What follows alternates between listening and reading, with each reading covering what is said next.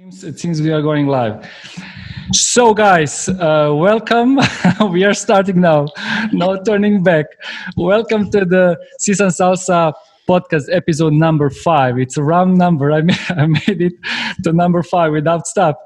And today we speak about the social dance, and I have here some really great guests. I have a pleasure of having here with me some great social dancers, great people.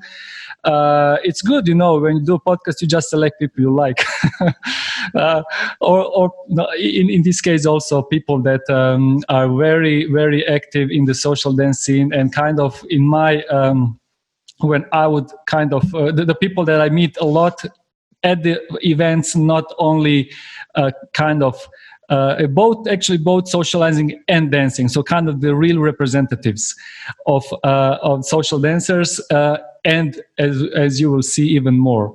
So without further ado, welcome guys, welcome to the podcast, and also welcome to the audience, both in Zoom, thank you very much, and the Facebook. We are streaming live. So let me start with you, Danai, a beautiful lady from Cuba, living in Germany, now traveling all around the world. Hello, Danai, what's up? Hello. Thank you, Vladimir, for the invitation to this podcast. You are now in Miami, as I understand. Thank you for joining. It's a bit morning, I guess. And can you please, for the audience that doesn't know, you just say a few brief words about yourself regarding the social dance? Okay. So hi, everybody. My name is Danai. I'm from Cuba. And I have been dancing for, I don't know, maybe more than 30 years.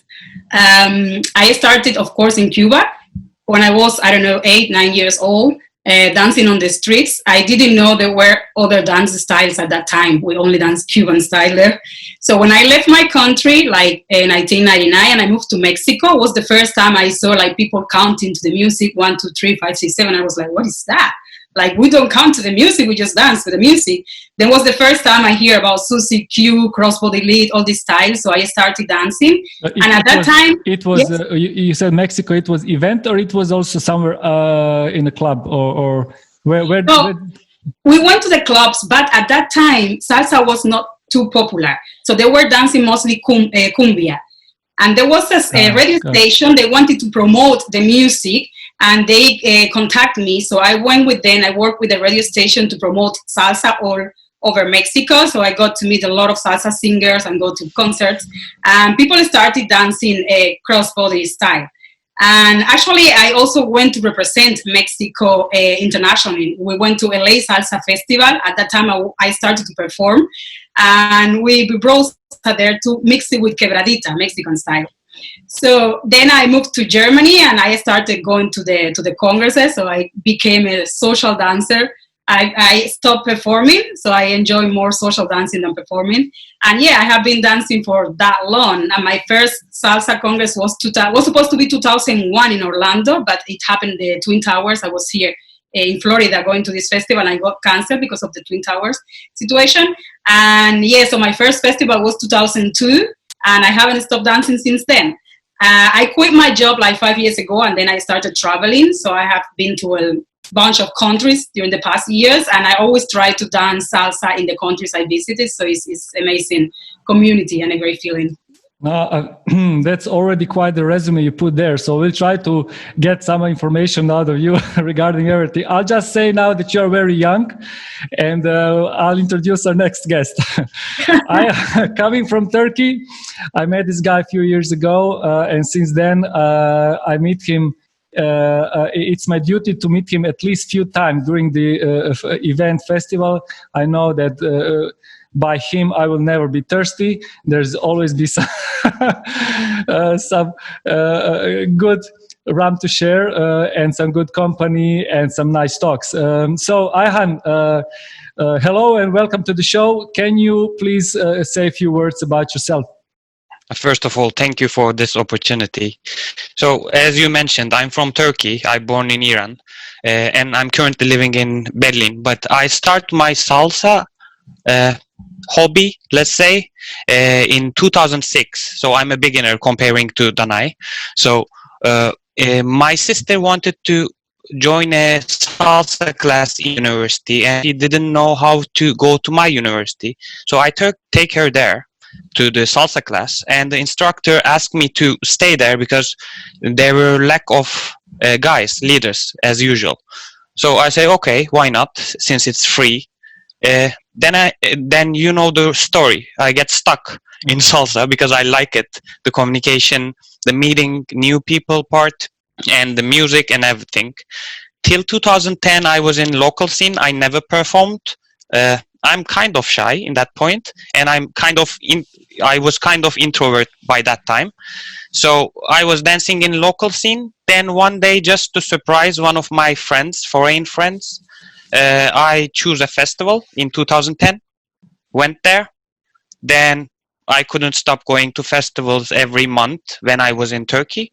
Then when I moved to Berlin, nearly every week, trying to go to a festival or a social event to see more people and meet more people and enjoy the dancing. That's basically me. I think a lot of us can find ourselves in that story, especially when the first time when you come to help somebody to start to dance and then you fall for that trick. Oh, just stay for one more class or something like this. And now you're stuck in a world. Thank you, Ayhan. And basically now we go to our next, the last guest for tonight, which I brought here. He thinks I brought him to discuss the social dance, but basically we only just want to hear your stories, Sean. I think you really have a lot to share. So Sean, say a few words, be nice. Right. My name is Sean. I'm from the UK. I don't live in London, like most people get confused. I live outside London, so I live in a little city. So it's kind of a little bit tough right now. Well, I started dancing 15 years ago. It's just celebrated 15 years actually. So you are young like the rest of us. Yeah, I'm a young kid. Compared to Danai, I feel like a baby, right? Yeah. 15 years ago, I started... Wrong story, Sean. Yeah, so I started 15 years ago. I was working, as part of my stuff, I was working in a nightclub, and they had a salsa night. It was just a one-off salsa night. And I was like, oh, come on, we got salsa. I had a complete, total complete different view of salsa back then. So I had to work, so I had no choice.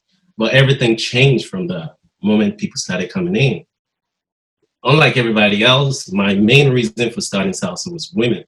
I ain't gonna lie about it. So I saw all the women come in. I'm like, wow, I can do this. This could work. And then we have a lot of fan questions for you lined up. Don't worry. Okay. That's fine. Yeah, so shortly after that, I heard the music. The classes started, went inside, heard the music, saw the people dancing, and that was it. It was like love at first sight. Never come back. I went to my first class three weeks later, and I was really quiet and shy. Nobody seems to believe it, but I was a quiet person, Look, it's great that you started basically with those, let's say, back day, because I want to continue on that and actually propose with you a little topic about the back day.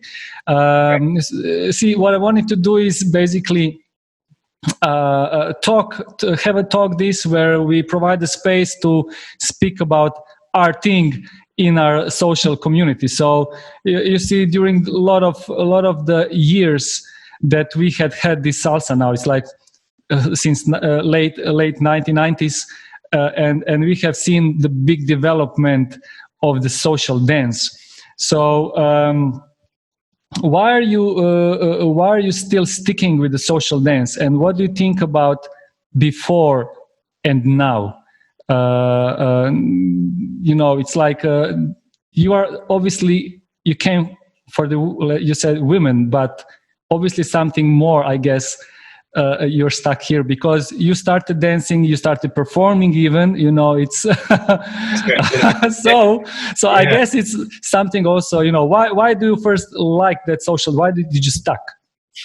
I think, as I said, right from the door, all I saw was women. I was like, wow, this is great. I've always been in like sports, very sporty back in the day, or even as a university degree, I did an engineering degree. So all we had was like guys in the class. So the moment I had the opportunity to find women, it was like, wow, this is beautiful. So, as I said, that was just short-lived. And shortly after that, I went inside and I heard the music, and that was it. That was game over. So I heard the music, saw the dance, and I felt like this was made for me. And because of that, I mean, it's a beautiful story because I dropped everything afterwards. I dropped the girlfriend at the time, later on.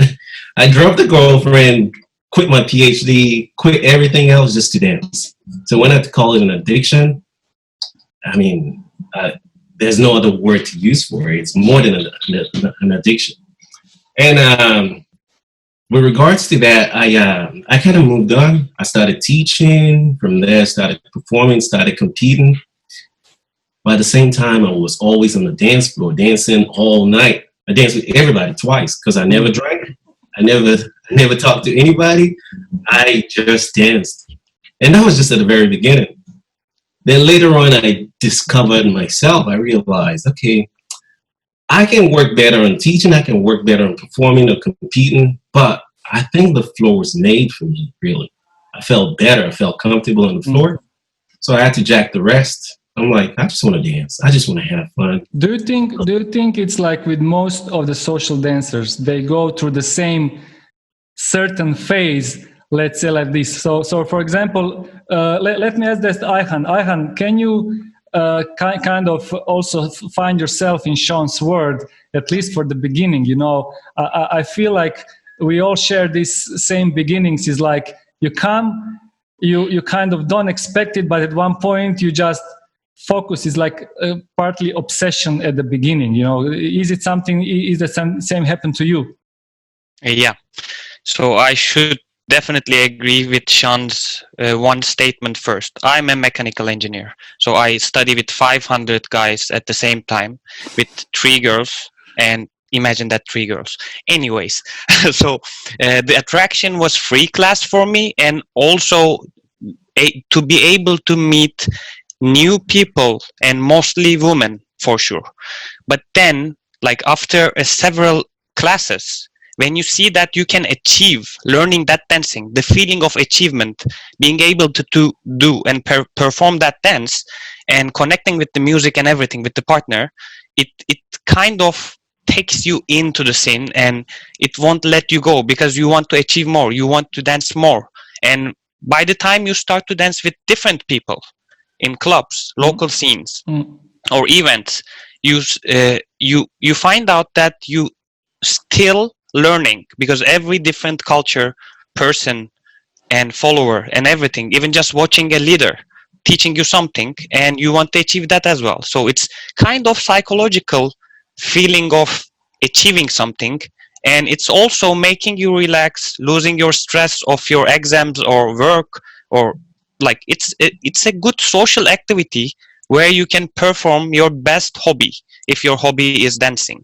So for me, it's always hobby. I'm not instructor. I never teach something or performed. So that's why I totally agree with Sean from the first statement, to meet new people, because I'm still as well introvert, but like salsa is easy to communicate with people. You just ask for a dance, then you meet. That's all. Then that feeling, that easy workaround of meeting new people and becoming an extrovert, it helped a lot and keep me in the community a lot. That was the main reason, and that is still the main reason that I'm in the salsa scene. Dancing, it's nice. It's really good to be able to dance, good at least. But the socializing part, that part is the most important part, because it's a social activity from my point of view. No, I think you mentioned 2 important things. The last thing that you mentioned, the social part, and the first thing that you mentioned, I think even Olu had it on his coffee lounge, that it's like a fact that a lot of people, guys involved in social dance is engineers. So basically, for them is a social dance a kind of experience that which helped them to kind of grow this introvert part of them and kind of expose themselves to the social part. And the dance is the tool in a way. And then in the process, we start to be in love with the dance, because to be able to socialize in the social dance, you need to be able to dance at least something, you know. And I think when people look at people that are not in the social dance, when they see us, is like, you know, it maybe looks funny, maybe looks like this, like that. But I think until you kind of scratch it and kind of get through this process of 1, 2, 3, you go in there, you first are overwhelmed with things, and then you start getting things, then you start getting friends, and so on, until you get this. It's a little bit awkward, but once you catch this, it feels good, and then it's like a new world opens. So Danai, did you go for the social dance because of the guys? Sorry, so let's see how the girls think. You know, obviously the guy all thinks the same, at least 99%. I don't know, maybe we need to do a poll. But let me know what you think. Or girls as well. It looks like we all are shy here in this group, because for me it was the same. I was very introverted, and I'm still a little bit shy. But yeah, salsa is definitely helping you with this point. But yeah, I started because my love to the music. So it was always my passion, like salsa music, since I was a child. So I started because of this. But yeah, as I told you, we have the Cuban style. Then when I moved to Mexico, I saw cumbia, I saw other styles. Then I started dancing on one. Then I went to the United States. I learned to dance on two. It was already in 2001 when I learned to dance on two. And I was like, oh, there are so many different styles all around the world. What happens if I go to other countries? So I started traveling and seeing the dance styles of other people. But it was mostly because of the music and because of the dancing itself. It was never because of the guys. And then with all the congress in Europe, I started socializing. Sorry? Never because of the guys, of course, never. Never. But yeah, then we started socializing a lot at the Congress in Europe, and I loved this idea. Like, I was meeting my salsa friends more than meeting my own family, because when I moved to Germany, I was very far from my family. So the salsa community became my own family. And I was going every second weekend to a salsa festival, and that's the best thing I have done in my whole life. Dancing and traveling, definitely. Did you at all imagine, like when you went to Mexico at that time? I think the movement of the social dance salsa, at least, was just starting. I mean, we didn't have festivals every weekend and so on. So I mean, can you compare then and now? What do you think has changed? Let's say when you started, so both from the, let's say, social part and the dance part. Well, I think at that time we had the Puerto Rico Salsa Festival. Was the first one. I think it was in 1997, and I went there many years later. It was 2011 when I went to the festival. But at that time we had only few festivals, and I see somebody joining there. Don't worry. Okay. So, so we had just few festivals at that time, but also the community wasn't that big. So not many people knew about this festival. Not many people knew how to dance. And as soon as the community was growing and more people were learning, then of course it was the necessity of having more events. And also because some people, they cannot travel from one country to another one. So every country starts doing its own events. And it was a good opportunity for local people to learn how to dance and to invite international dancers to teach them there. But of course, at some point, it's maybe getting too much into the events. Like sometimes in the same country, you have two events in the same weekend, or sometimes even in the same city, which is what I don't like. It's kind of getting more competitive or monetizing, I don't know, and maybe losing a little bit the love of the music, of sharing the salsa with everybody. And I know people are getting like separated. Like, for example, when I was dancing in Mexico with that group, we started building the salsa community there. I left Mexico after 3 years, and nowadays this group, they don't even talk to each other because all of them became an instructor and they got their own audience or students, and then it was getting competitive. So none of my friends are talking. When I go back to Mexico to dance and I want to go to a party, there are so many different parties, I don't know where to go and who to talk to.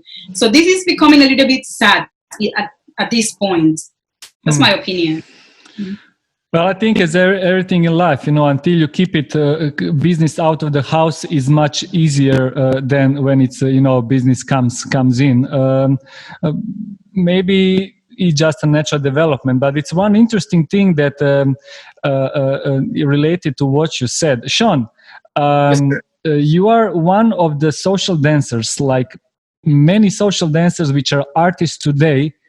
So big artists, top artists, many of them has started as social dancers and become at one point, I don't know, I guess nobody, not even you, has come to the dance. As you said, I'm going to be a teacher, I'm going to be salsa instructor. Maybe now kind of new generations of dancers that are like young dancers, so at one point see salsa as one way how to develop more and get into the business.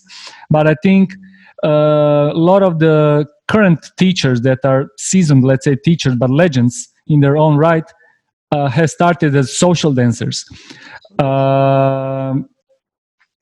Why some people, why did you go more dancing? For example, we see a lot of social dancers stop at one point dancing.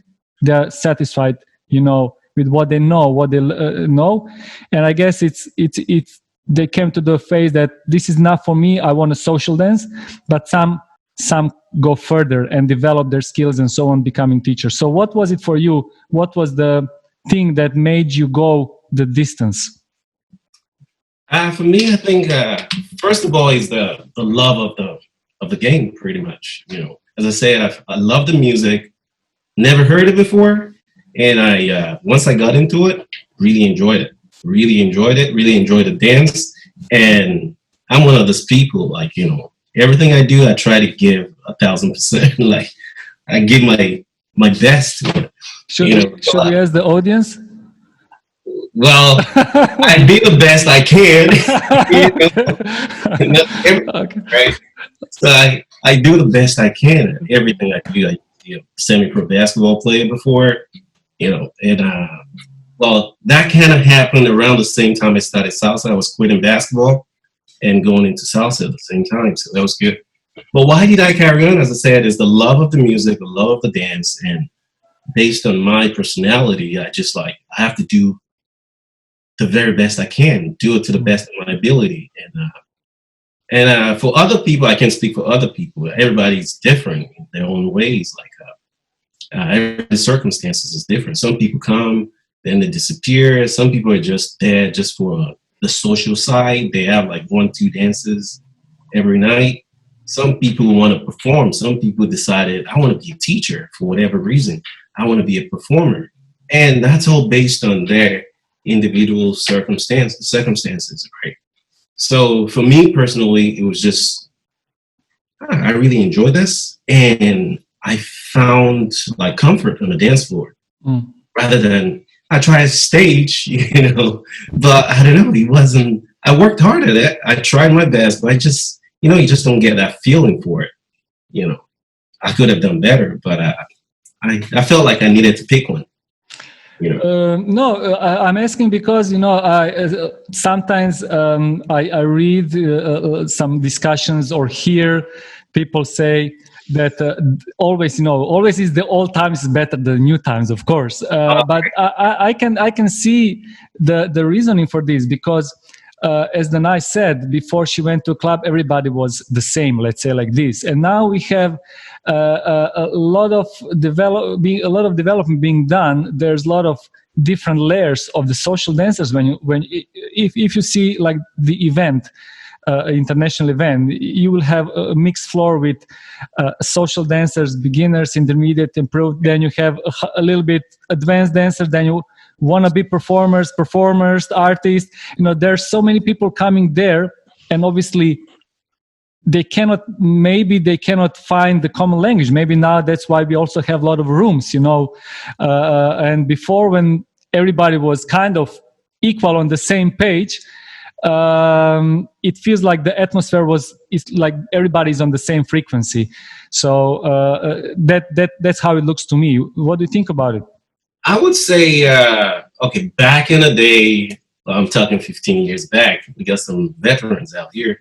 Well, back in the day, 15 years ago, for me, it was more, everything was together. Everything was in the same room. But going to your point again about like everybody, I think we should all find our parts, our role in life, really. So I chose, as a personal choice, to leave like this life of like competing in performance, because I tried it and it wasn't for me. So I decided, okay, I'm going to settle with something I'm comfortable with, but at least I tried.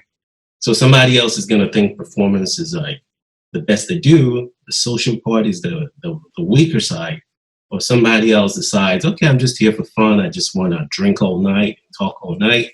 We got a few people like that. But for me, I just find like, okay, this is my comfort zone. Did I answer your question? Sure. No, it's not just about the answer the question. It's about what you put it there. So it's good.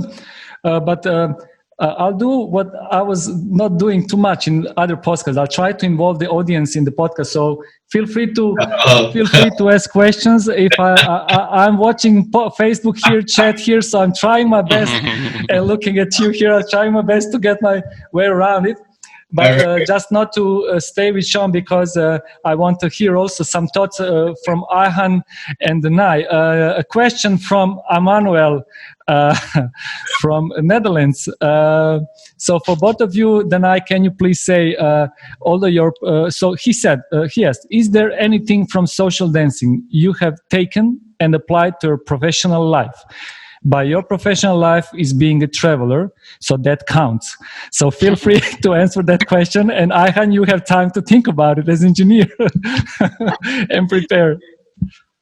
Yeah, so the socializing part, of course, because I'm traveling now, I have got a lot of contacts from the salsa people, because our community is somehow united around the world. So if I go to a salsa congress in Europe and then I say I'm going to Africa next month, can you tell me some names of people dancing there? I will get a lot of contacts. So I go to Africa and then I can go to the salsa parties they have there. I can meet the salsa community there.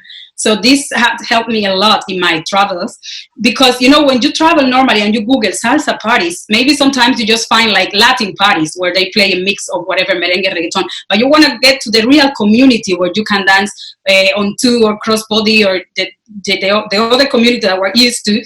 Then you need the contact to do this, and this has helped me a lot with my travels all around the world. No, the friendship part, really, the networking actually, friend networking part is really important. I mean, you traveled so much, and do you think you would be able to travel like 132 countries without those connections? No, I mean, I could always travel, but these connections help me to know better the community, know the country, because some people, they take me around, I will show you my city, I will do this for you. So this much better than going to a country where you don't know anybody and try to find out where to go or what to do. So the salsa community has helped me a lot in this matter. Ayhan, can you share your thoughts about it? Yeah. So since Danai covered the friendship and networking part, I will take another perspective. So for social dancing, you need to travel most of the time for the good quality and everything. So you need to plan everything. So you need to plan the cost, plan the budget, take the correct timing to buy the flight, find the hotel, find the roommate, arrange your day within the weekend, like sleep a bit, then eat, drink tea, not rum, drink something, chat with friends, catch up, party, restart.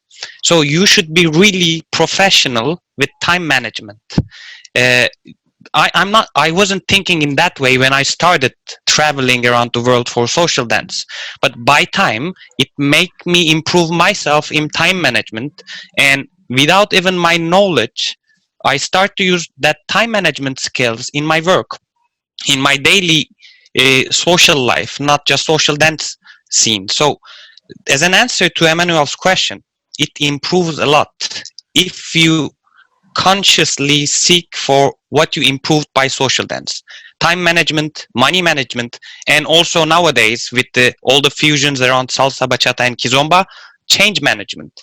You will by time understand how it develops your skills of time planning and adapting to the change of the scene and the dance and the song as well. I mean, I never thought that way about the social dancing, but now you will. works. I mean, Sean, you want to tell something? After that, I think every dancer in this world has got like a story that relates to dance, for sure, 100%. Everybody's got their own story in a positive way, very positive way. It changed a lot of people's life. Dancing is a therapy. It's therapeutic, and for me, it's changed my life in, I mean, ways I can't even imagine. Like I can write a book about it. It's beautiful, and that's where that passion comes from. 15 years later, please do. Right. Don't put photos in it. Don't put avoid photos. The juicy All parts. the girls are gonna buy the book. All the girls, they will buy the book. I'm gonna make a Netflix special. It's okay. Look. I'll try to go out of the box now, and I'll give you something to Sean while I still have you here, and then maybe just a short brief. So this is I'm kind of using a little bit of maybe it's psychology or something. So this is what I got also from the social dance. The part of the introvert where you go out and then you kind of expose yourself to the surrounding where there's a lot of people mingling, speaking, and so on. So you choose either to kind of set back and stay in your own shell, or you try to interact. And obviously, if you are in salsa scene, you interact, you kind of open, and that worked for many people. Now, the step forward, once you do it, what I found out, you do like social dancing at the event, local or international, doesn't matter, but you go on a night out and you dance with 20, 30 people. For average, I don't know, maybe 40, 50, depending on how much you want to dance that night and how much you like the dancers and so on. But let's say you go to international event. What I started to get better in is like I now know who to ask or not to ask to dance. It's like before, I was scared to hell, if I want to ask somebody to dance or no, but you get your courage and you ask, but with the time, let's experience and some kind of thinking, talking, and with other people, you started to get the feeling about the other person, to recognize even during the dance the energies of that person. And I think when we say as a leader you adjust to the follower, there's a lot of basically things you need to sometimes unconsciously do, sometimes consciously, to adjust to this person. You don't dance always your own game. When you experience, you know how to kind of adjust, because you need to know how to understand other people's energy, how to make yourself and that other person comfortable while still expressing the music. And I think for me, that was the chance to train my recognizing the other person in real life, let's say like this, So when I'm going to dance, it's not like, I'm going to now train how this person reacts or no. But when I was thinking about it, but you can also have that part out of the dancing, it's a physical activity, it's a social, but then it's everything you want it to be. So finally, to my question, what do you think about it, about this energy stuff, reading the other person, let's say in a dance or something like this, not judging, I'm not saying about these guys like this, these girls like that. It's about reading the other person, maybe the character, maybe the something. Sean, and then I. Right. I I gotta go. We can stay here all night when it comes to a topic like this, because I believe everything is energy. We're just energy beings, right? So that person in front of me, I can feel the energy. You can walk in a room and you realize someone has got like negative energy or something like that. You feel, okay, I got to stay away from this person. Maybe the way they act, maybe the way, sometimes you're wrong. Okay, probably later on in life you get used to them. But on the dance floor is the same thing. Just even before you ask them, you just be like, okay, why is she so miserable? You might be completely wrong. But by the time you ask her, maybe the dance doesn't go well because you're not vibrating at the same frequency. I don't know. Or maybe you got them completely wrong and you just like look at them. I mean, guys do this a lot. Okay, I'm gonna ruin it for a lot of guys here. Yeah, but hey, it's a free channel. Why not? Go for it. Yeah, I think every human being on this planet has a little bit of judgment, whatever it is. We judge people just by looking at them, just by how they speak, how they walk, and a lot of times we don't do it on purpose. And as much as you choose not to, it's just something you do unintentionally, right? So it's like you walk past a girl when you're picky as to who you want to dance with, and we all do it. Yeah, because I go to a party, I pay to get in the club, I want to have the best dances ever. So I got to be selective. I'm not just dancing with everybody, which I do. I dance with I'll say 97.5% of the people, and the rest come and ask me. I don't even get a chance to pick my dances because they all come and ask, and I don't say no. So, but at the same time, when it's left to me as a human, I still tend to pick who I want to dance to because, yeah, I'm there to have good dances. But at the same time, it's all about balancing. I want to dance with beginners. I want to dance with, even people. There are people you don't enjoy dancing with, and that's just natural. So, and we judge based on looks, we all do it to an extent, based on what they're wearing, based on the size of the heels, based on, a whole lot.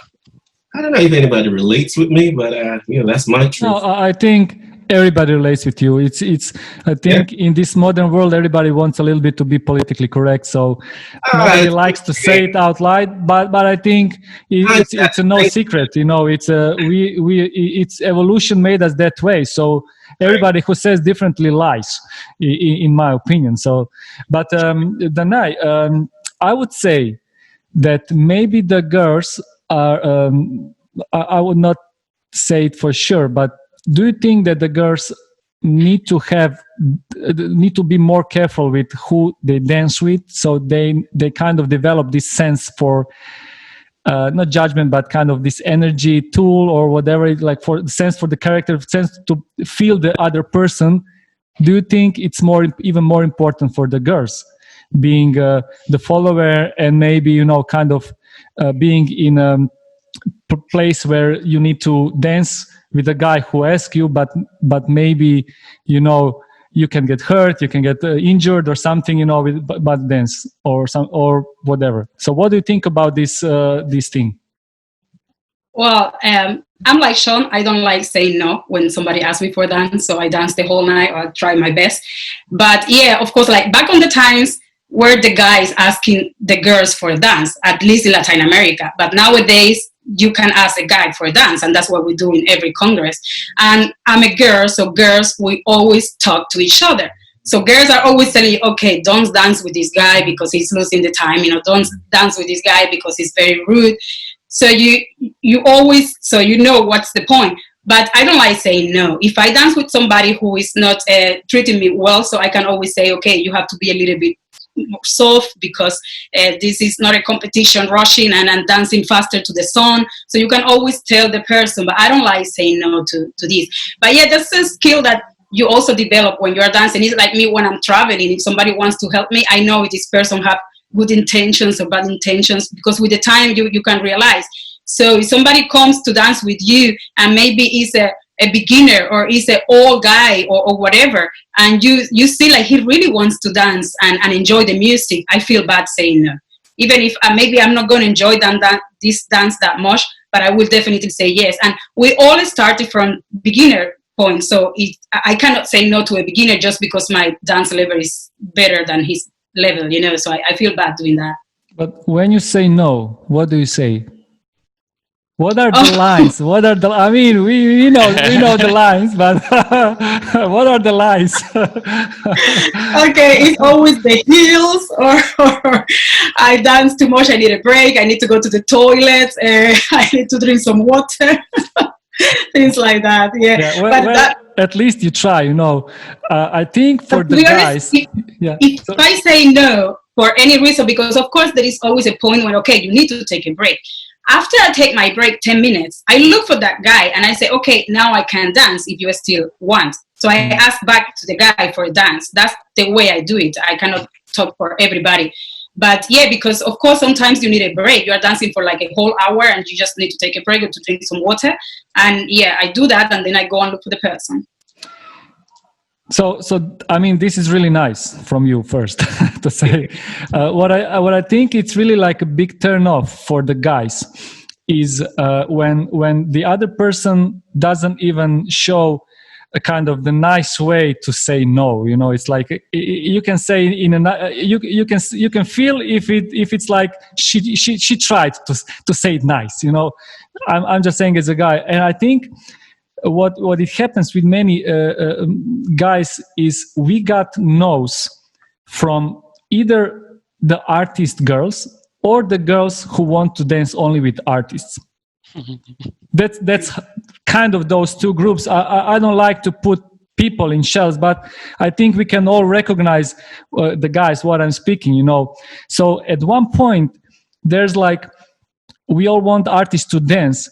But at one point, nobody wants to dance with them because either, not with everybody, either the girls artists are not there or they dance with you so-so, or the girls that are not artists, they want to have the artist dance and they line up and so on, so on. So these are the no's that sometimes are pretty cruel because when the other person says no, it's not like, look, I'm tired. It's like, you know, no, I don't want to dance. And then in 10 seconds after she goes with Artie. I think we can all relate to this. Ayhan, did you had those or is it just me?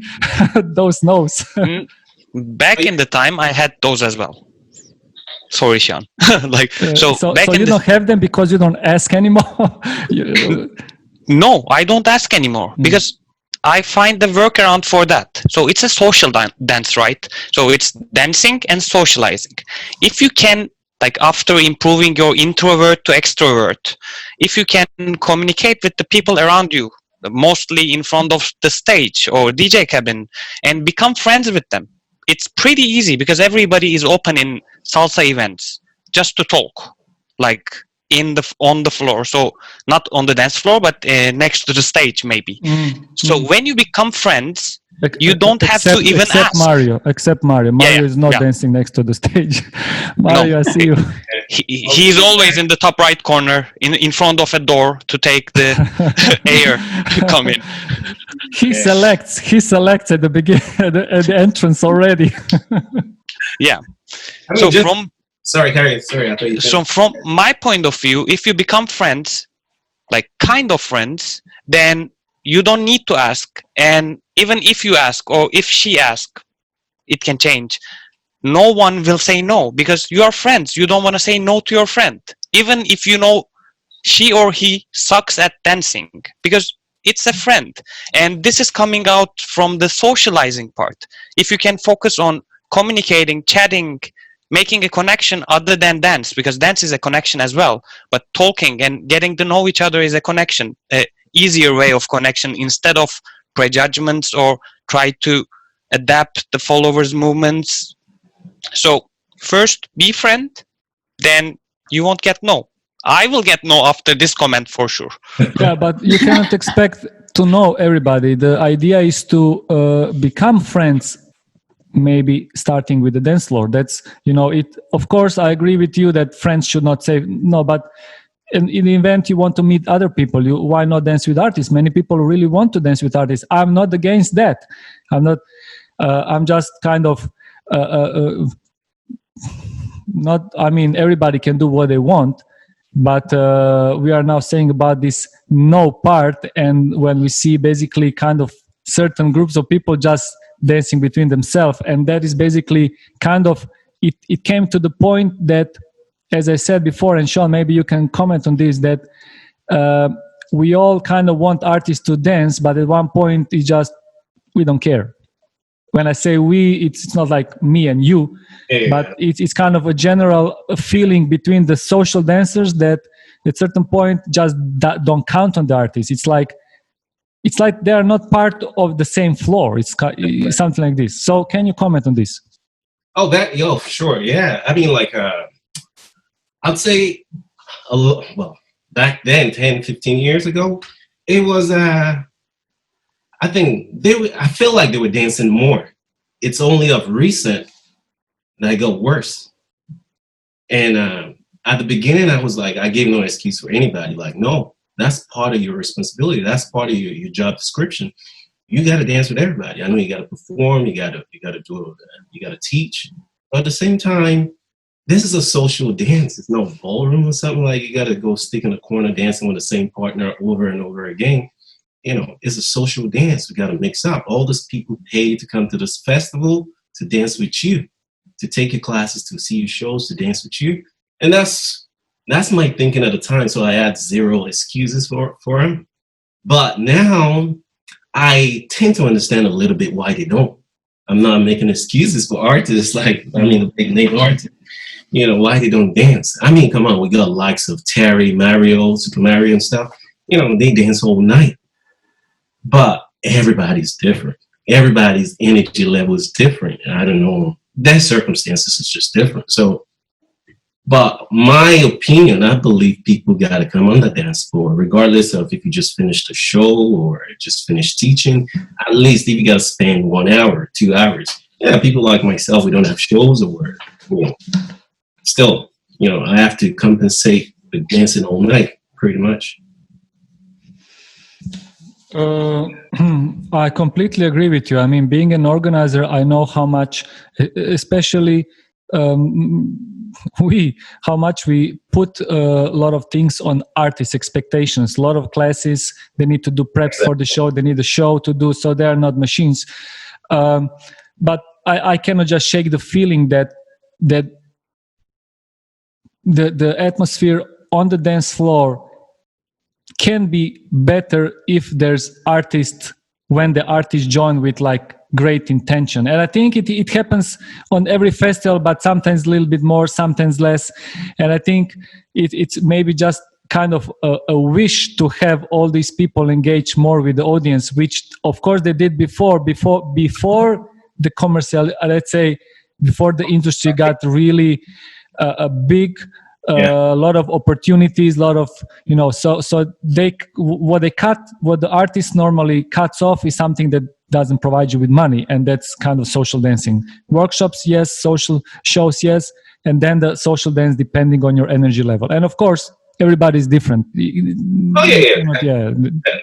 I think it also depends on the community. Like, for example, in Europe, so we travel more, we have more events. So we dance like every single weekend or every second weekend. And the social dancers, we don't care that much about the artists. So we travel, we go for a weekend, we dance the whole weekend with our friends, and then we go back home. And sometimes we don't even know which artists were there because we don't look at the lineup. This is different. But for example, if you go to Asia, they really like the artists. So they admire the artists. So you go there and they queue to dance with you. So I have been to some festivals there where the artist, is written in the contract, you have to dance from, 9 p.m. until 11 p.m. in this area. So they are kind of forced to do that because people in Asia, they really want to dance with those artists and they pay to go to this event to dance with the artists. So I went to one event in Japan and I remember like the first party, like Thursday night, there was just like presenting the artist. So every artist was there in the middle and people were around and they go and dance with everybody. So the whole party was about this and then people dancing around.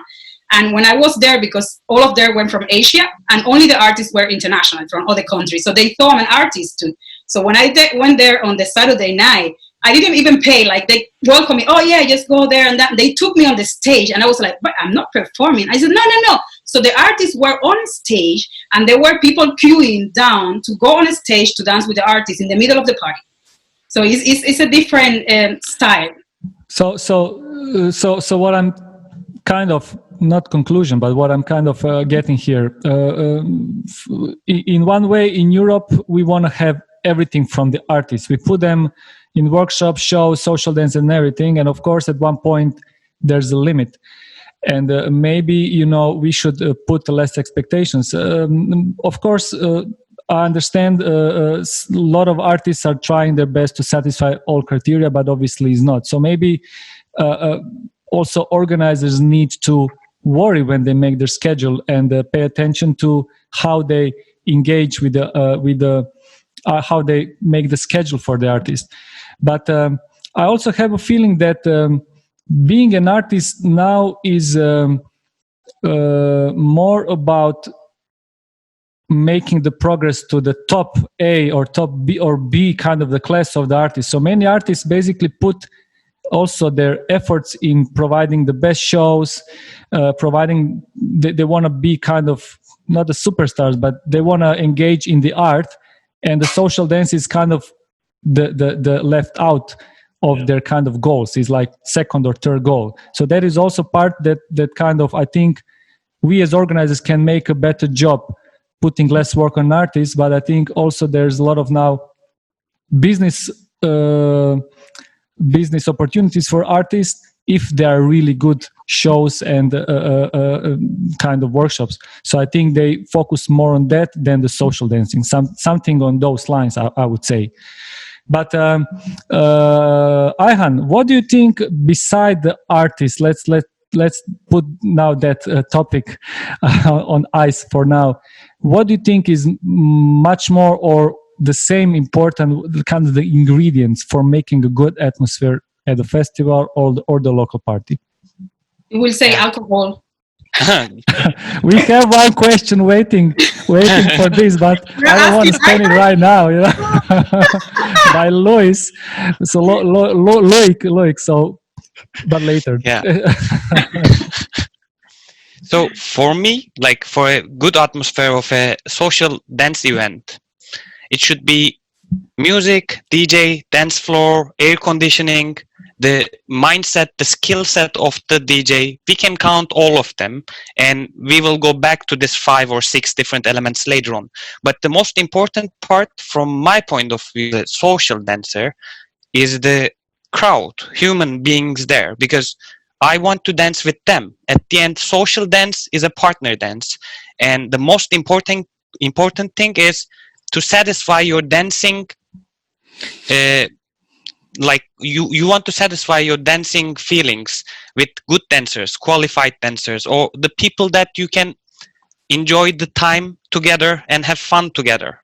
So from my point of view, the most important part when I'm selecting a festival or an event, I have a look who are going there. Like from my friends and from like whole Europe scene, I know the good dancers and like good pre-party throwers and everything. So this is the first one. Then I focus on the DJ lineup instead of artist lineup, because like shows, I love them when I'm watching them. For last 2 years, I'm watching them. I have videos that I've been in the shows and watching them, so it's not a lie. So, but still, the best part, if we are talking about dance, the music and the human. If the crowd that I like will be there, and if the DJ lineup is also good, I will choose that event. And this two is most crucial ones. Then of course, floor, air conditioning, music system, like speakers and other stuffs. But first, human and DJ. Also, DJ is a human as well. Spoken like organizer, man. You cover all the bases. Danai. Something else. Danai, can you basically you traveled, let's say, whole world, and you've seen social dancing all around the world. It's like a lot of different cultures playing salsa music. Can you tell us, what do you think about this? What makes a good atmosphere, not only on the international events, but to throw a good party? What do you think it's like ingredients? What are the sugar for that mojito, lemon, lime? What is which rum you need to drink for have a good party? Havana Club for sure. Okay, so I think music is number 1, 2, and 3. Now, I think music is very, very important. I mean, I started dancing because of the music. And whenever you have a very good DJ playing music, this is going to change the atmosphere of the party. Sometimes it's like 7 o'clock in the morning, you are tired, you cannot dance anymore. And then the DJ plays a song like you say, no way, I cannot miss it. So I definitely need to dance to that song. So this is going to give you all the energy that you need to be in a party. Like I went to Feria de Cali in Colombia. It's a huge event that is not much advertising about this place. But it's mostly about the music. It's more about the music than about the dancers. So you go there to learn about the music. There are so many singers there, so many concerts, some start for free. And you can buy very, very good music for so cheap money. So why the DJs sometimes don't play good music at the events? When there is you can get it, you don't need to spend that much money to get the very, very good music. And then, of course, the people that are going to this festival. So sometimes you see a festival, you see 20 of your friends are going there and you maybe didn't know about this festival before, but everybody's going there. Okay, then I'm going to go there, and you will have a great time cheering with your friends as well. So this, of course, you can say that the floor, when you're dancing, you don't want to dance in a back floor. But even this, when we went to Istanbul Congress, I don't know how many years ago, and we were dancing in a parking spot from the building, and everybody was happy and everybody was having a great time there because we were all together and the music was good. So this is a combination of different things, but I think the music is very, very important there. So Ayhan crowd, the name music. Sean, what is your 2 cents on this? Actually, I think they covered it all. Same. Come on, say the girls. Everybody's waiting for this answer. No, pretty much for me it's the same. It's just like music. Of course, I can stick a CD player and dance to my own music, but we're in our environment full of people like with all different tastes. For good music or a good DJ to satisfy the crowd, I think it's very important. Everything else, then after that, I think, of course, your friends or your potential friends or, just a conducive environment pretty much. And everything else is just secondary, when it comes to the floor, as Denai said, we've been to events, many events that the floor just split apart, but we still had fun, just move from there, move to the bar, it gets better. And what else? We've had air conditioning. No, there's no need for that. Dance in the hottest of places. We just keep sweating when we keep dancing. So I think pretty much everything's covered. Yeah. Sean, so one of my friends, and I think you know him too, he has this theory that East European or Ukrainian or Russian events kind of have the better atmosphere. And also I hear Romanian too. Can you comment on that? And why is that? I think you're also kind of leaning that way, traveling to those places. Can you explain, is it something geographical, good wine there? Or I take the fifth. How would I? Well, Eastern Europe, I think they've got, I know they've got a lot of amazing dancers, but we're not aware of them because not a lot of people travel from Western Europe to Eastern Europe. I know a lot of guys that do, but I don't know for whatever reason they do. But I got a bad rep because of all this anyway, because I just went there to teach and to social dance. And from said not politically correct. You can speak. I mean, we're all friends here. Like, yeah, right. I'm teasing a little bit. Sorry. Yeah. So when it comes to dancing, social dancing, there's a lot. I would say in Western Europe, we've got like a very high level of dancers. Yeah, like a selected few, like are really good at it. Over there, I think on a general level, maybe they're not as high as the Western European dancers, like the selected few, but they're really good. They got amazing teachers, amazing DJs. I think Romania, Bulgaria, and all these other countries. But generally, I think they're just above average. Of course, you got your beginners and improvers and all that. And the other factors why we go to Eastern Europe, which is very beautiful. They got beautiful country, beautiful architecture, and what I must, I mean, I don't want to stop you now with the architecture part, but what I feel, I mean, it's my personal impression, and I hear also many people I know say it. It's the fest. Of course, the West Europe dancers, especially you have Italy, France. They have really, and Spain, they have really, really high level of dancing. But for the festival that are in East Europe, actually the festivals that are visited by the people from, let's say, East, they say it's like they have more atmosphere and more soul. For example, if you see a lot of Cuban salsas being danced in Eastern Europe, Serbia has great Cuban dancing. One of the biggest festivals of Cuban salsa is now in Belgrade. Poland has a lot of Cuban salseros. There's is it something about the night? Can you say maybe you know also?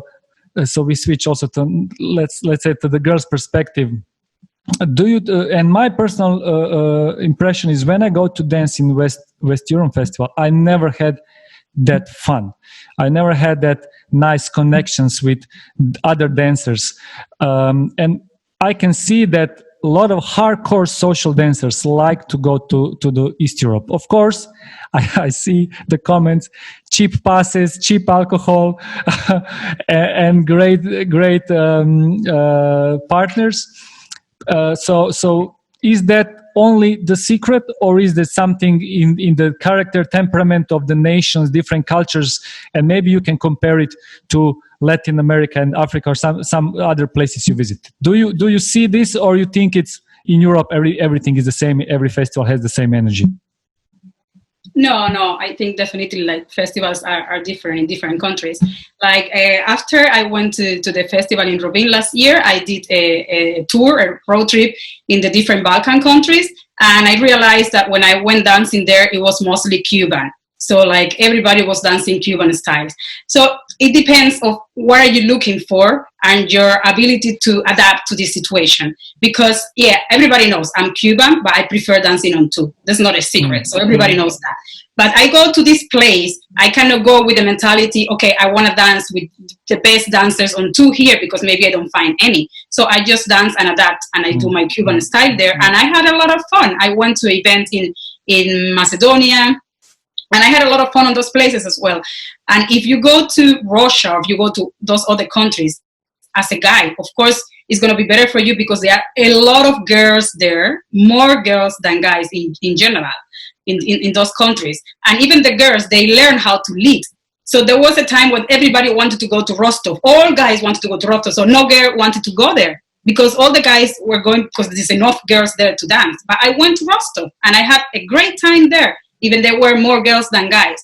So I think it's a combination of a lot of things, but you can have fun wherever you want to go if you really can adapt to the situation. So that's what I think. And what about the Latin America parties? How they are different in festivals than the European ones, for example, or state ones, USA? Okay. I think I've never been to a festival in South America, but I have been to many carnivals, which is completely different than the salsa festival. I've been to a few in the States. And yeah, at the beginning, I didn't like the community there because our community in Europe is more united and we do our pre-parties and things like that. And in the States was a little bit more distance to the people, but now with the time it's getting better. Like last time I went to the Houston festival and there were a lot of people doing a pre-party, so you can get to know the people better, socialize, and then you go to dance floor, and it's a different story after you make new friends.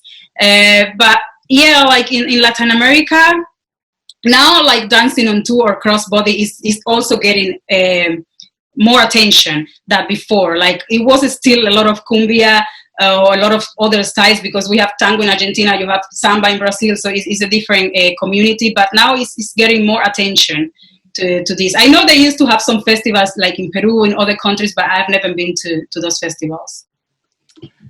You mentioned, thank you very much for information, but you mentioned a very important word that it just cannot get out of my head. It's the pre-parties.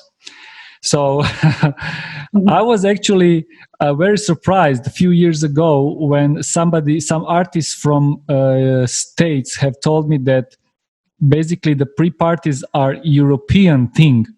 And it's kind of, they're trying to import it in USA as it will kind of improve in this part of the social. I was like, what do you mean it's European thing? They don't do the pre-parties in States? And I was like, okay, so because for me it's such obvious thing, to have a pre-party and so on. But basically, okay, so let's skip to this topic because we have a lot of audience here. And can you tell us about when did the culture of the pre-parties started in our social dance community? Because I don't think it was before from the start, but at some point something happened and it stuck. I don't know exactly where this started, but I think it was in our group, I think. But I remember going to pre-parties. When was it that, Sean? I think it was Cyprus pre-party, the one that it was that they had the whole fifth floor, and the whole floor was open to everybody to pre-party, and they have some rules there, like no water, only alcohol. SSS team, right? Yeah. So we had such a huge pre-party. It was like a whole festival in this pre-party, and even the artists were going to this pre-party as well. That was, I don't know, like 10 years ago. I don't remember when was that. Yeah, it's still going on. We have it every year. Johanna and the crew. Yeah. And then we created like a Facebook group where everybody was interacting and saying, okay, what Congress is next? Then everybody said, okay, 20 people are going to this Congress, and everybody joined. And then we want to rent a room for the pre-parties and things like that. So it started going like this, but I don't know exactly when, but it was around this time. 8, 9, 10 years. I don't know. I can't remember. But I think pre-party started, I don't know, from when I started dancing. There's always been some kind of pre-party. It wasn't as big as it is now. The likes of like the Circus and the Banana Crew, But it wasn't as big. It was just a matter of like, I don't know, before, I'm talking about like 15 years to, 10 years ago. But it was more like, we're going to the party, we're going to watch the shows. I don't want to watch the shows. So like 3, 4 people, we just go into somebody's room and have a few drinks, and after the show we go dancing. Well, it was short, it was brief, it was just a few people just catching up, listening to other types of music before going downstairs to the party. And that's what I remember my early start, but that was pretty much it. And back then also, like, parties finished early, so we didn't have the pre-parties, we had more of the after parties because parties finished earlier. I remember Rovine back 10 years ago finished at 4 o'clock or something like that. We all get kicked out on the street, and we park the last day. Oh, come on! Then we park up with the cars, connect the batteries, play our music. We're dancing outside the gate. Remember? Yeah. So those were after parties days when parties finished at 2, 3 o'clock, and we needed a pre-party. We get kicked out by the police, by security and stuff. Yeah, what do you think? What do you think about the certain organizers are kind of complaining that the pre-parties are killing the parties? What is your kind of thoughts on this? And then Ayhan, please, Sean, and then Ayhan. All right, cool. Yeah, well, at the beginning, I didn't care. We just wanted to have fun. It's like, you got enough people on the dance floor. We just want to party. We're gonna come down later. Then of course the party got bigger. You know, likes of him and the crew. It got bigger and bigger, and of course it started affecting a lot of smaller events, which became a problem. You know, so then he came home as well because I'm one of the organizers of the Malta Dance Festival. It's a small event, and everybody goes upstairs pre-partying, and there's nobody on the dance floor. So I've been on that first one. exactly, you were there, And you were the organizer. You were sabotaging your own event. Exactly. Tell me about it. So it's just karma. It came back and bit me in the ass, But I think it's leveling. It's like more trying to, like, I love what they did in Berlin. Like Franco got people, like, I don't know if it was Franco or somebody else.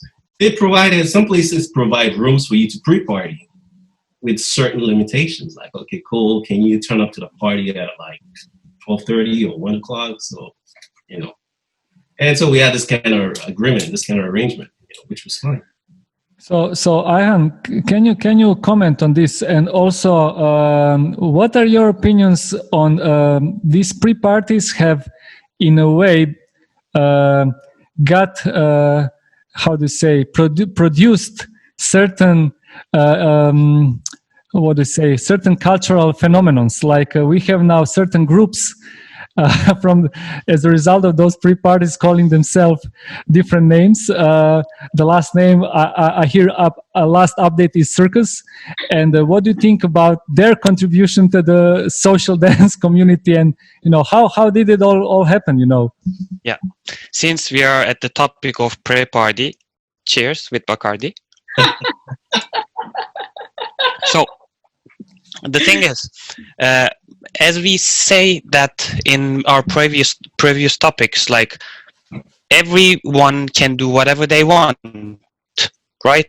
On the dance floor, artists can say no, and people can say no to each other because it's a question.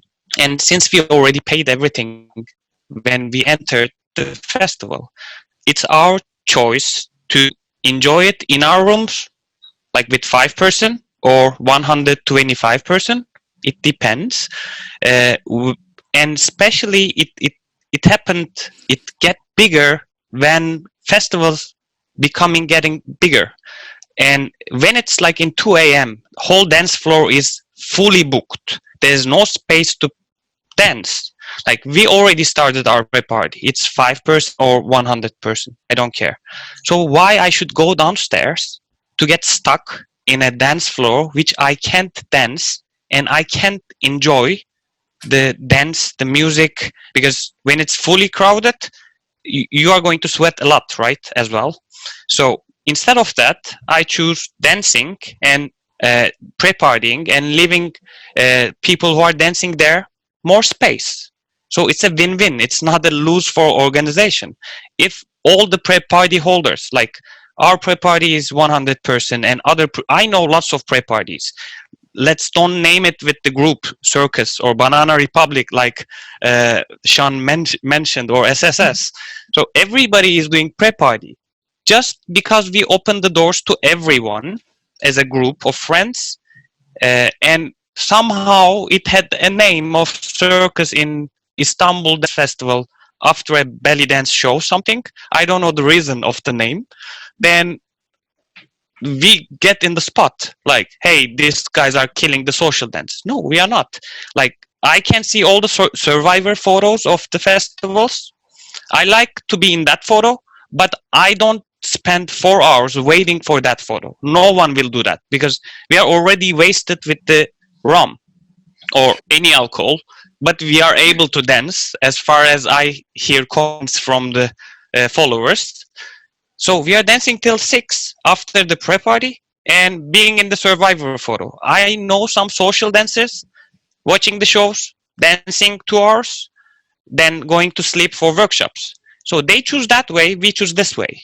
And it's not a bad or harming the social dance scene at all. Also, it's a kind of socializing. I'm catching up with my good friends.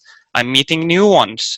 I'm like growing my own social life community, because I'm not in contact with all my friends from pre-parties or salsa scene just in the festivals. Like in this given situation, no one can dance now, but we are still doing our virtual pre-parties. We are not dancing. We are listening to music. Thanks to Emmanuel, we cannot listen that much. He cannot make the connection somehow. But we are sharing our stress. We are talking about our days. We are talking about salsa and musics and movies. So this pre-parties are helpful for our mental health and also for social dance. So I don't think that it has a harm.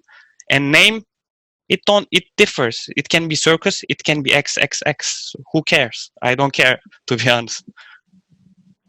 Yeah, I guess it's just weeding out you have to create room on the dance floor. It's a cycle of life, pretty much. You know, get rid of some, and some got to come in. And, you know, these people go to bed at 2, 3 o'clock in the morning because they got workshop. Then we got to continue. You know, we dance till 7, 8 in the morning. But I understand. I see it from both sides. You know, of course. As an organizer, it affects you when everybody comes at 3 o'clock and your small events, they empty at like 1, 2 o'clock in the morning because everybody's upstairs pre-partying. So you look at it from both angles. Actually, I think you just said the great argument. What I would say, it hurts the event only if the event is small. It's small, and there's kind of no point in separating. If you have 200 people at the event, and now you guys, like 30 of you, go separate ways, it looks like, you know, why not with other 200? It's not like a big crowd, you know. 200 is, we can all dance together. You don't need a separate room. So I think that's the argument. And for the big event, is just I would say it actually contributes because it warms up the people. People leave the pre-party hungry for dance. They come to dance and they push that energy at 3 o'clock up.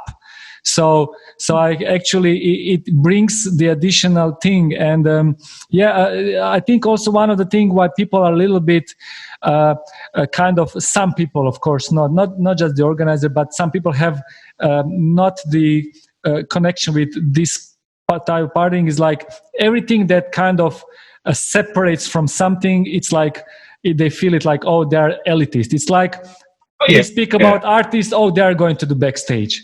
And then, oh, these guys are better than everybody else. They go to the it's like they're special.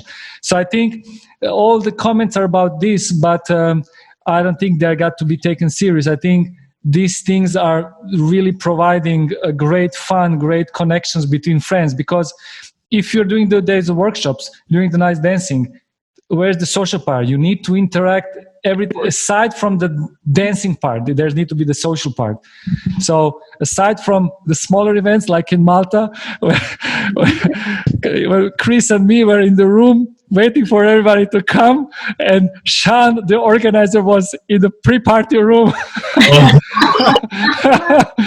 Well, you know, the other way around. The other way around, you know. But my personal opinion is, the pre-parties really get people together, and when the people come all with the good juices inside of them and good energy, come to the dance floor, they just make the party go to the end. I mean, full time.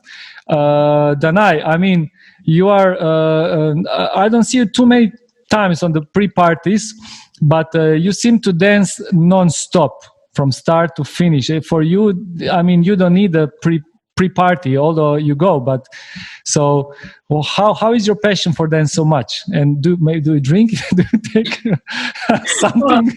I do go to the pre-parties. Yeah, I go to the pre-parties, but I don't drink that much as the rest of my friends here.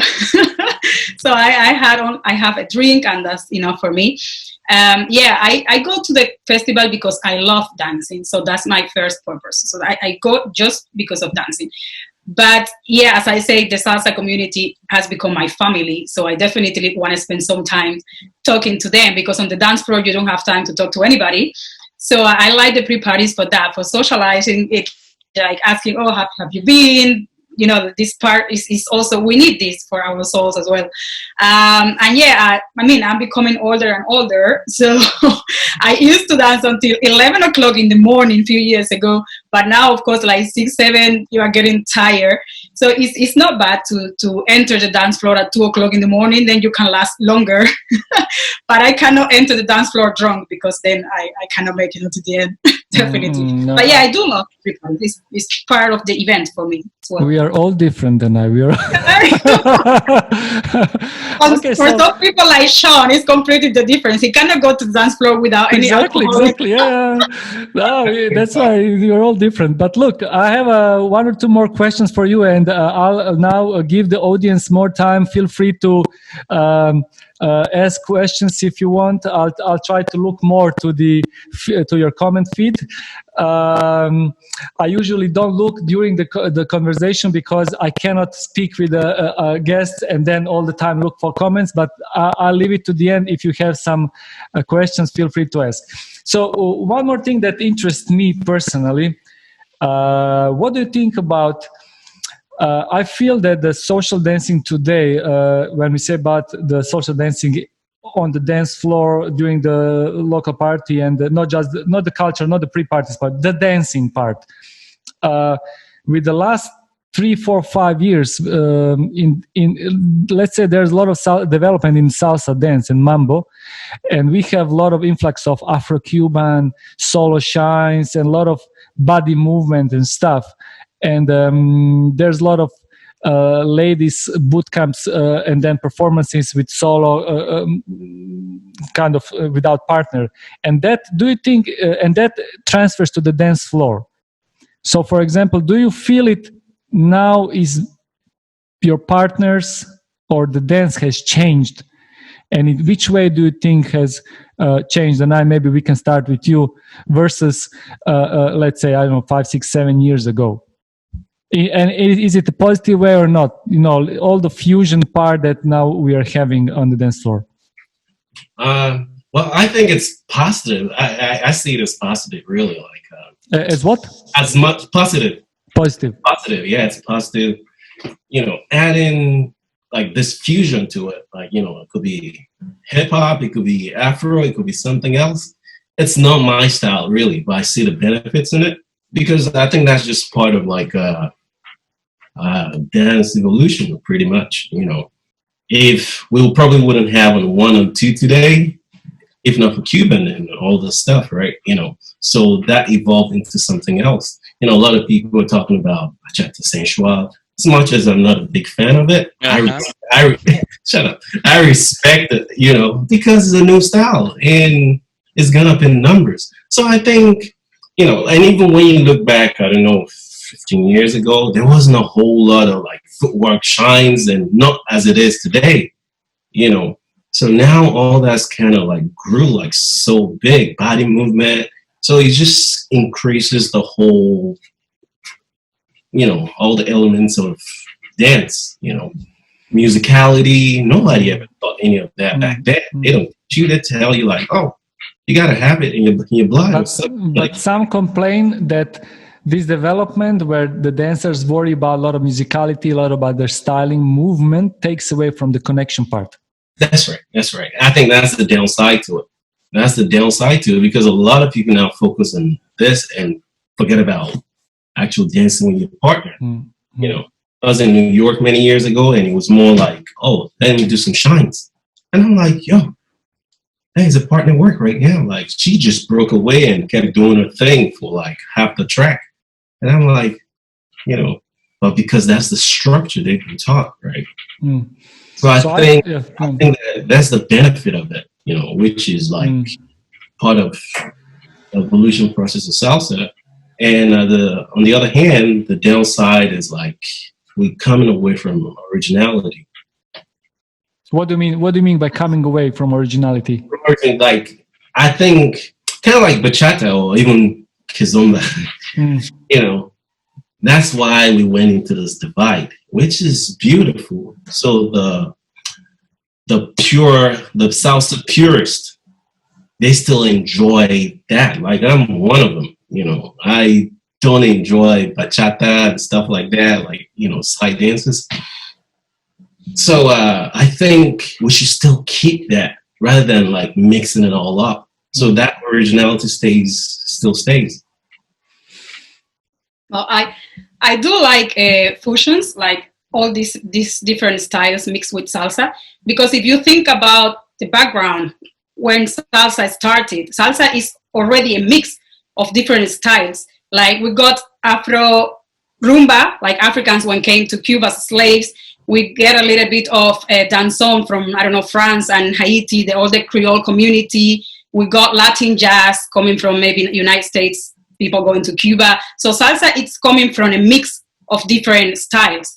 So if you want to mix it now with hip hop or other styles, I think it's part of the evolution. So I like this point. But yeah, there is always how you bring this to the dance floor and in which moment. Like if you're dancing to a romantic salsa, you cannot start doing your crazy shines and I don't know. If you're playing a pachanga song, okay, do your pachanga steps. Or I don't know, do your rumba steps if they're playing a Cuban song. Or you have the pool parties where you can do all the Afro beats that you want. So it depends where you use this mix of different styles, in which moment you use it. And if you are dancing with your partner, are you enjoying this dance with your partner, or you just want to show off what you learned in the workshop? So this. No, definitely. As organizer, I see that a lot of people have started coming back to attend the salsa workshops and mambo workshops for sure. But I can see how it's a little bit kind of setting back the generation of the social dancers that have already for a long time dropped from learning the dance, the ones that we talked about at the beginning.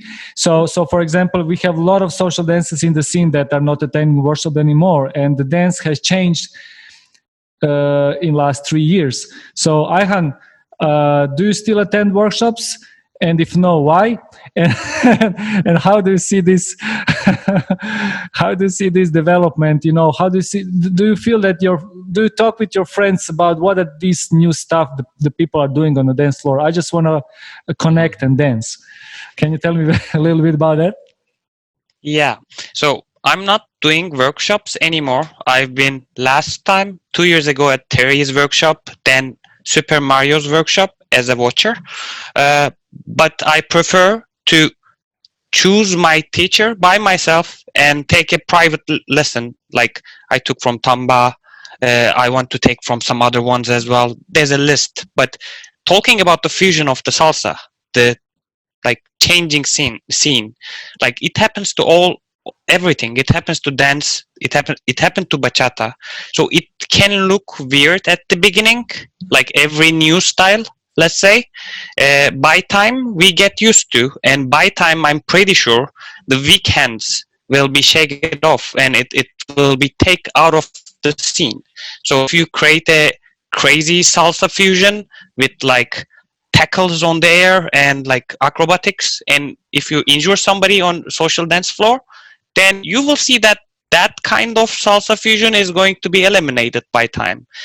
Of course, like musicality, what Sean is mentioned, like it's pretty popular, and it's like really making the dancers that I saw that taking that workshops and focusing on musicality, improving their self. And it makes me as a social dancer I want to catch up with them. So I research more, I watch more, I try to take privates more if I find the proper lead or teacher or instructor. And I know it's like having a negative effect on the connection nowadays, but because musicality become like popular several years ago, like 3-4, like as a class, I mean, it need to reach the peak moment. Then people will start to understand that they're losing the connection, because nobody will say yes to them anymore. Because if I dance with a follower who not connect with me at all and do all the shines, everything on herself, the second time I will say no and will ask, if you're going to communicate with me, we will dance. If not, I'm not enjoying that, so I don't want to dance. I'm like mean, like I'm cruel and honest on that. I can say no, and they can say no as well. And sometimes this knows about this connection problem with the new fusion will improve the person that you are dancing with. So I guess by time it will become better in the connection side, but I'm pretty sure the salsa fusion is improving the salsa dance quality on social dance a lot. So thank you, Ayhan. And one of the last questions I will have for you now. We reached 1.5 hours of the podcast. Yeah, I mean we can speak a lot more, but let me ask you now. Now we have a lot of there's a landscape of the events that we can attend to is just changed. You know, it's before there was a salsa festival and that's it. Few workshops, night party, and then repeat for 3 days and nights. Now there's like marathons, salsa festival, mambo festival, boot camps, a lot of different type of events, which means there's a lot of different audiences that consume these events. So if I would give you a 1 day or 1 year to be organizer, I would give you everything you want to give, or not me. You would have, let's say, you would have everything at your disposal, and you would be making your perfect event for the social dancers. How? Let's start with you, Ayhan. I have you here. How would it look like? In just few words, I know the one is a lot of rum. That's it for everybody. I already know, and I don't need to be asked that question. I will not ask them guys because I already know they will say this. So aside from a lot of rum, what is a formula for a great social dance event? First of all, nice timing, because I'm missing some festivals. But keep it short. Keep it short. Okay.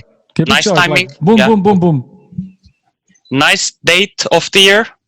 Sunny, next to sea, summer, sand, a huge crowd which are focused to social dance, not workshops or shows like a marathon, but have different events like yours. I will copy some things from your events like pool parties and other stuffs, and a great DJ lineup.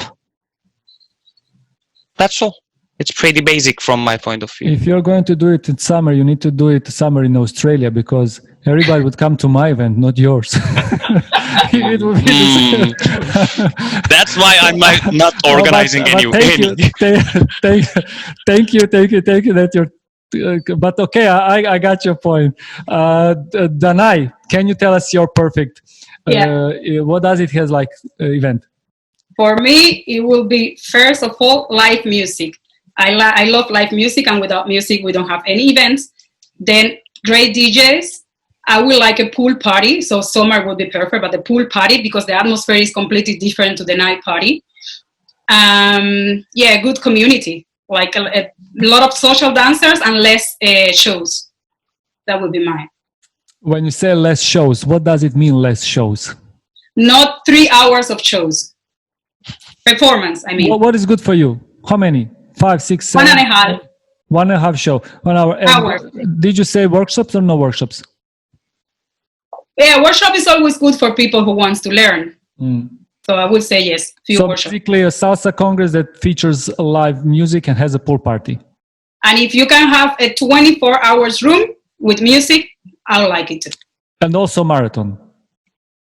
So basically also marathon, because it's 24 hours non-stop music, right? At the same time. Free alcohol. Sean, can you do you have something to add on this, or this is also something in line? Yeah, I think a combination of all of that. But if I had to make something out of the box, I gotta make mine special in the sense of I make it strictly by invitation only. You know, go in a particular island, and that's it. Lockdown, free drinks, free. You know, I mean, it's gonna cost a lot of money, but you're providing it, so it's okay. So, you're gonna get broke. We have a sponsor, yeah. You get broke. Yeah, but for me personally, it's gonna be more in line with social dance, a little bit of workshop. But I think most importantly is just to it reflects maybe my personality, you know, type thing. We got to go crazy. It's not just about dance; it's about socializing, having fun, going crazy. So it's a mix of not just salsa itself, but just party. And the last question. So, Danai, do you miss dance? Oh yes. If you like, I sometimes think that for us, the social dancers, it's like our chemistry changed. It's like, we need this hormone therapy, let's say like this. We all need all this positive dopamine and serotonin and all this stuff connected with when we dance good, when we dance, when we touch the other person and connect with the people, when we go to the pre-parties. And how do you feel about it now? I avoid listening to salsa music because I think I will start crying. But the thing is, if I were right now quarantining in Germany, it's going to be fine. But I'm in Miami. Like, this Latinos community here is huge. So every time I even go to the supermarket to buy some food, they're playing salsa and bachata in the supermarket. And I forget what I wanted to buy. I just think like I want to dance, I want to dance. I really, really miss it. Even I was traveling a lot and dancing less than I used to dance before.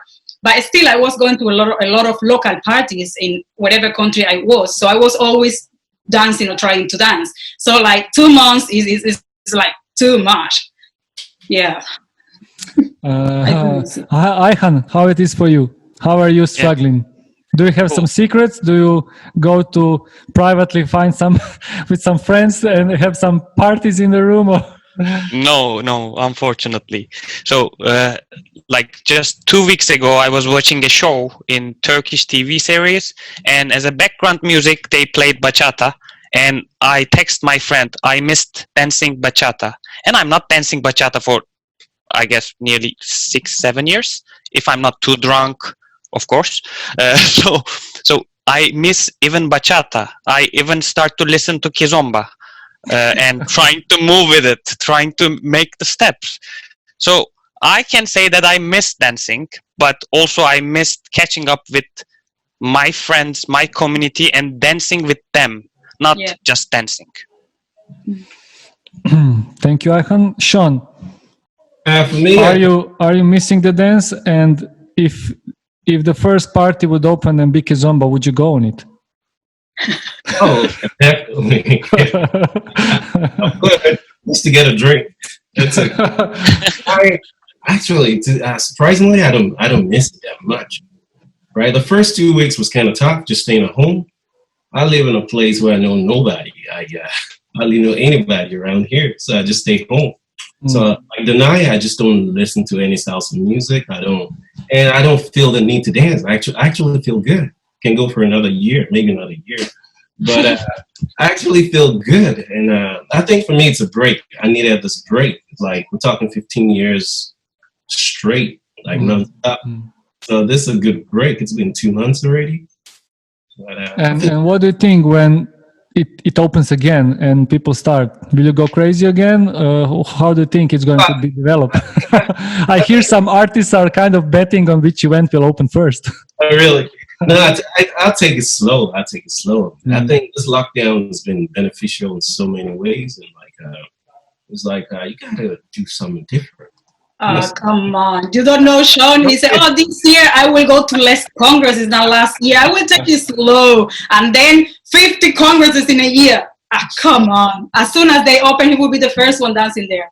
I guarantee you. I think all had the same phase. It's just, it's a good try, but it doesn't work, Nobody believes it. So guys, thank you so much for this talk about the social dance. I think there are a lot of things that we just scratched, but I wanted to cover a lot of ground, so we couldn't go deeper into the things.